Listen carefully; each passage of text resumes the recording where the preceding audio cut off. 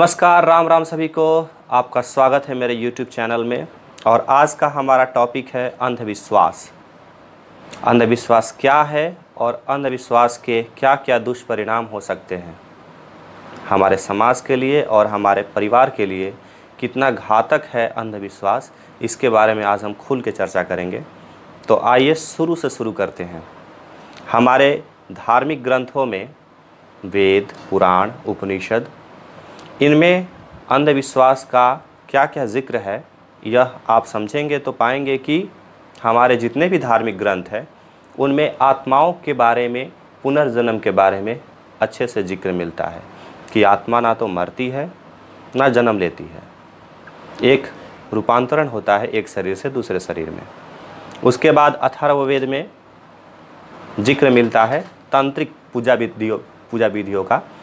उसमें अलग अलग तरह की पूजा विधियाँ हैं और उसमें वशीकरण के बारे में भी पूजा पद्धति है। लेकिन जो हमारे ओझा गुनी और तांत्रिक जो हमें भूत प्रेत पिशाचों के बारे में बताते हैं, गहराई से समझाते हैं कि किस तरह मनुष्य देव है, मौरी है, ब्रह्म पिशाच है, उनका पूजा पद्धति क्या है, और अपने द्वारा बनाए गए तरह तरह के भूत प्रेतों को लोगों को समझा करके उनसे ठगने का काम करते हैं और एक तरह से मनोरोगी बना देते हैं। वैसे जो लोग मनोरोगी होते हैं हमारे तरफ, वो किसी काउंसलर को ना मिलके ओझा गुनी के पास जाते हैं। यह सबसे बड़ी बीमारी है हमारे समाज की। और हमारे जो ओझा गुनी है उनको खास करके ज्ञान नहीं होता, तो वो उनको अपने हिसाब से, उनके दिमाग को पढ़ करके अपने हिसाब से उनको लपेटे में लेते हैं। और हर ओझा गुनी का अलग अलग मापदंड होता है भूत प्रेत मापने का, और अलग अलग उपचार भी होता है। कोई पानी से करता है, कोई मिट्टी से करता है, कोई अक्षत चावल से करता है, कोई दाल से करता है, कोई मुर्गे की बलि लेके करता है, कोई अंडे फोड़ के करता है। और उसमें ट्विस्ट तब आता है जब ओझा गुनी मज़ेदार, बहुत ही ख़ास तरीका ईजाद करता है। उसके पास ज़्यादा भीड़ होती है। क्यों भीड़ होती है? क्योंकि वो माहौल बनाता है बढ़िया। जो बढ़िया माहौल बनाता है उसके पास ज़्यादा भीड़ होती है, आप देखोगे। और समाज को खतरे में डालने का काम कैसे करते हैं? अपना तो झोला छाप चला रहे हैं, लेकिन समाज को गहराई गर्त में डालते हैं कि जो लोगों को चाहिए था अपने काम में लग के परिवार को खुश रखने का, वो समय देते हैं इन ओझा गुनियों को। और जब चारों ओर से थक जाते हैं, जब वो दिलासा देता है कि हाँ ये बाधा दूर हो जाएगी, वो आपको परेशान कर रही है, वो आपके आगे सामने आके नाचेगी, तो जब फेल हो जाता है तब वो दूसरे ओझा के पास जाते हैं। वहीं से उनको क्लू मिलता है संगत बदलते बदलते कि वो वाला ज़्यादा पावरफुल है, उसके पास पिशाच बांध रखा है 4-5, और वो भी जाने पर एकदम अपना रुतबा बनाए हैं टीका फानी मार के। तो एक तो हमारे यह धर्म को भी संकट में डालते हैं। इनके खिलाफ कानूनी कार्रवाई भी है वैसे, और हमारे जो परिवार समाज है उसको पूरी तरह से बर्बाद करने का काम करते हैं। तो मैं जो है आज चर्चा लेके आया हूँ कि किस तरह से परिवार को और समाज को बर्बाद किया है, उसको हम एक जोड़ के देखेंगे केस स्टडी से। केस स्टडी है 2018 बुराड़ी, दिल्ली के बुराड़ी इलाके में एक ही परिवार के 11 लोग जो है आत्महत्या कर लेते हैं, और एक साथ करते हैं एक समय पे सभी। ऐसे में जो है पुलिस चकरा जाती है, उनका दिमाग काम करना बंद कर देता है कि एक ही साथ परिवार के 11 लोग कैसे आत्महत्या कर सकते हैं। ना किसी से उनका झगड़ा था, ना उनका किसी के साथ ज़मीनी या फिर किसी तरह का पारिवारिक विवाद था, किसी तरह का उनसे कोई वैर नहीं था। फिर भी 11 लोग एक साथ एक रात में एक समय पे आत्महत्या कर लेते हैं। और जब केस स्टडी खुल के सामने आता है तो पाया जाता है कि उसके पीछे अंधविश्वास था। और पूरे घर की जब छापे मारी जाती है तो जो बालकोनी होता है, जो खुला एरिया है घर का, उसमें ही सभी लोगों ने अपने आप को फंदे से लटका रखा था और अपने हाथों को पीछे की तरफ बांध रखा था।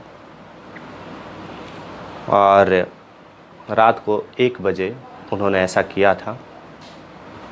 और जब पुलिस चारों ओर ढूंढती है तो उनको कुछ डायरीज़ मिलती है जो कि 2007 से लिखनी प्रारंभ हुई थी।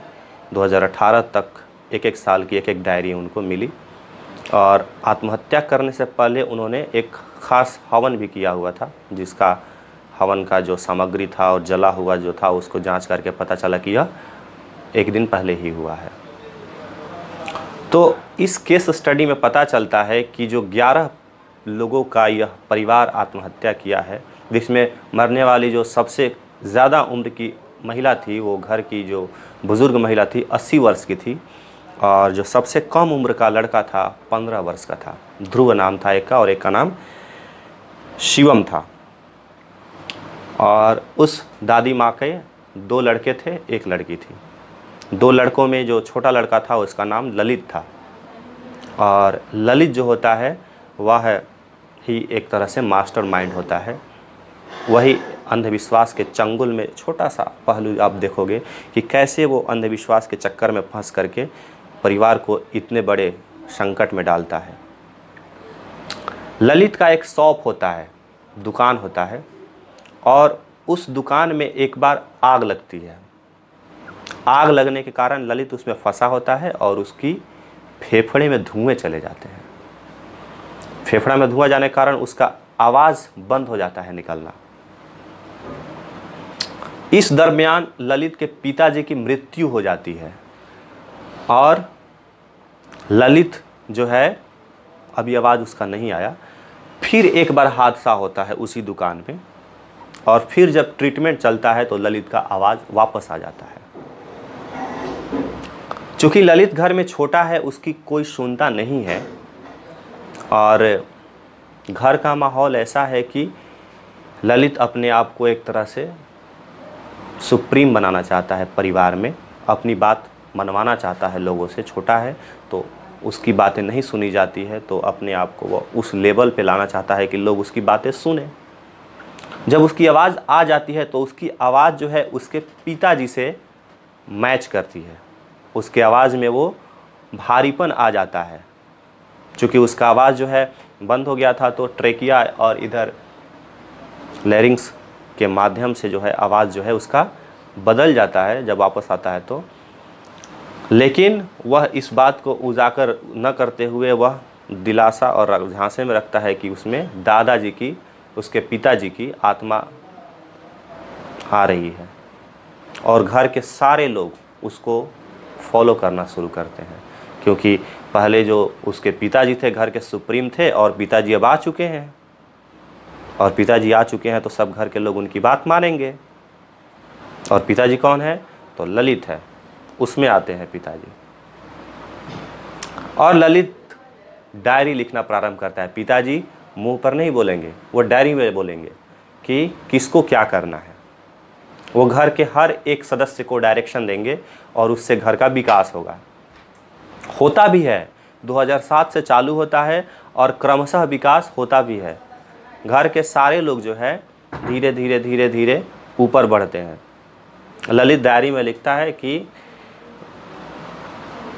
दुकान को और विस्तार करो, मन लगा के उसमें काम करो, दुकान बढ़ेगा। दुकान बढ़ता है, लोगों को विश्वास होता है।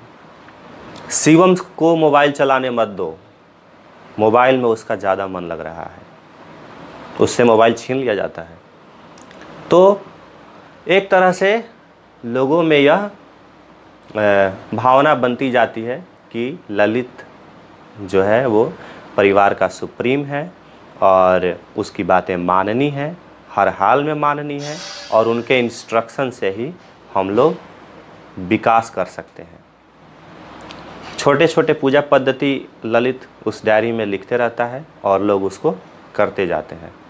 2018 में वह एक बट पूजा के बारे में डायरी में लिखता है और उसकी विधियाँ लिख देता है कि रात को 12 बजे यह पूजा होगी सभी लोग अपने लिए चुंदरी खरीद के लाएंगे और अपने आप को घर के बीचों बीच जो खुला बरामदा है उसमें बांधेंगे और अपने गले में बांधेंगे। मन बिल्कुल शून्य की स्थिति में होगा और मैं जो हूँ, मतलब एक तरह से ललित पिताजी के बारे में बोल रहा है कि पिताजी जो है वह मिलने आएंगे और सभी को अमरत्व का वरदान देंगे। सभी लोग मरेंगे नहीं, सभी लोग एक तरह से अमर हो जाएंगे। फिर उनको दुनिया में किसी तरह का भय चिंता करने की आवश्यकता नहीं रह जाएगी।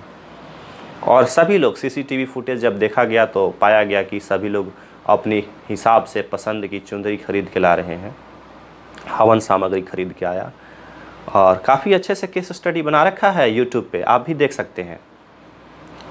तो सभी चुंदरी लाते हैं और सभी का हाथ पीछे से बांधा होता है। ललित का हाथ थोड़ा सा ढीला है, ऐसा पाया जाता है कि वह खुद से उसने बांधा है अपना, सबका बांधने के बाद। और दादी माँ चूँकि उतनी असहज थी उठने में, तो उनको जो घर का अलमीरा था, गोदरेज था, उसकी कुंडी से लटका दिया था कि आपका यहाँ पे व्यवस्था है। तो एक छोटा सा जो पहलू है ना कि ललित को वहाँ पे सच बोलना चाहिए था। मेरी आवाज़ में दादाजी का टोन है, इसका कारण भूत प्रेत या फिर दादाजी की आत्मा नहीं है, बल्कि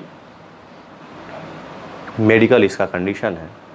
तो वह सारे परिवार जिंदा होते। परिवार के सारे लोग पढ़े लिखे थे। जो बड़ी लड़की थी उसकी भी एक लड़की थी 33 बरस की, विदेश में पढ़ी लिखी लड़की, पूजा के लिए विदेश से आती है और ऐसा काम करती है।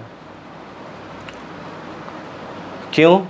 क्योंकि जब 10 लोग मिल के किसी गलत को सही ठहराने लगे ना, तो उसमें भी जो समझदार आदमी होता है वो भी एक पल के लिए सोचता है कि सही ही कह रहे होंगे। तो ऐसे झांसे में आकर के परिवार को किस तरह से ललित ने आत्महत्या करने पर मजबूर नहीं बोल सकते, आत्महत्या के कगार पर लाकर खड़ा कर दिया और सबने कर भी दिया।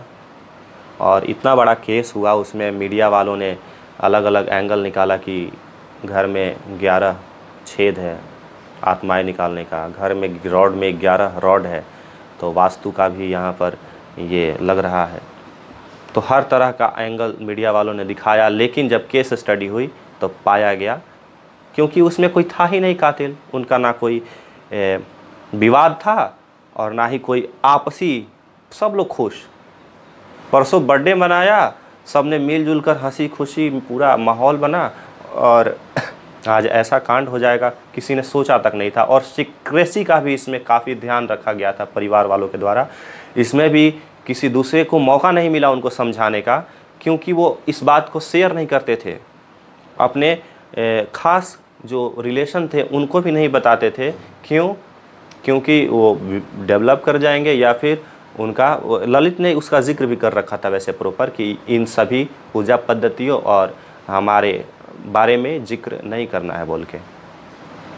तो यह भी एक जो है बड़ा पहलू है कि उन्होंने जिक्र नहीं किया, नहीं तो कोई ज़रूर इस बात का खंडन कर देता और वो ऐसी स्थिति में नहीं जाते। खैर, बहुत सारी कहानियां हैं अंधविश्वास को लेके, किस तरह से झोला छाप जो ओझा गुनी होते हैं, ओझा गुनी झोला छाप क्या, ओझा गुनी जो होते हैं, तांत्रिक जो होते हैं, वह महिलाओं के साथ दुष्कर्म करते पकड़े जाते हैं, वह लोगों को ठगते पकड़े जाते हैं, वह ना जाने कितने कितने लोगों के पैसे ठग करके, और जितने भी गुंडा उंडा होते हैं बाद में पता चलता है कि यह तो पहले चोर था, यह तो पहले गुंडा था, अभी जा कर के अपना जब पनप रहा है तो बहुत बड़ा बाबा बन गया। तो वो भी अपना, आप देखोगे वो चेंज करते रहते हैं पैटर्न। जब ओझा गुनी देखता है कि हाँ इस मामले में हम फंसेंगे, पानी वाला पूजा छोड़ के चावल वाले अक्षत पे आ जाते हैं, अपडेट करते रहते हैं। और धीरे धीरे उनको भी पता चलते रहता है। लोग जाके खुद बता देते हैं कि मेरे घर में ये मामला है, मेरे घर में ये मामला है। तो वो इस तरह के मामले सुन के दूसरे लोग जब आते हैं तो उनकी मानसिक स्थिति समझ करके पहले ही बोल देते हैं, क्योंकि लोग उनके पास जो जाएंगे। आप कभी ऐसा करो, आप एकदम बिल्कुल स्वस्थ रहो, बिल्कुल ठीक रहो, और थोड़ा समय जानने के लिए ही किसी ओझा गुनी के पास चले जाओ और उसको बस इतना ही बोलो कि मैं बेचैन हूँ, मैं परेशान हूँ। वो आपको 10 तरह के थोप देगा विचार। आपका सर भारी हो रहा है, आपको थोड़ा सा लग रहा है डर जैसा, आप खुद बोलना चालू कर दोगे तो उससे मेल जुल खाता हुआ शब्द बोल करके आपको वो ठग लेगा। तो इन लोगों से दूर रहें और इन लोगों को सबक सिखाने का काम करें जहाँ मिले, और अपने घर के जो लोग हैं उनको भी समझाने की कोशिश करें कि यह बातें जो है अंधविश्वास है, इन पे विश्वास नहीं करना चाहिए। जो बातें सोच विचार कर की जाए वह विश्वासपूर्ण कर्तव्य काम है, और जो बातें सोच विचार किए बिना किया जाए वह अंधविश्वास है। जिस विश्वास का सिर और पैर ना हो वह अंधविश्वास है। वह विश्वास जो कि बिना सोच विचार के किया जाए। इस कुएं में हीरा गिरा है, कोई बोल दे और आप कूद जाओ, अंधविश्वास है। इस आपको शरीर में तेल लगाओ, आपका जो भूत पिशाच है वो भाग जाएगा, अंधविश्वास है। तो बाकी आपको क्या, और मेरे जो विचार है आपसे आपके विचार मेल खाते हैं कि नहीं, यह ज़रूर बताइए कमेंट सेक्शन में। और आपका क्या विचार है अंधविश्वास को लेके, यह भी बताइए, मैं उसका रिप्लाई ज़रूर दूंगा। तो गुड नाइट, राम राम सभी को।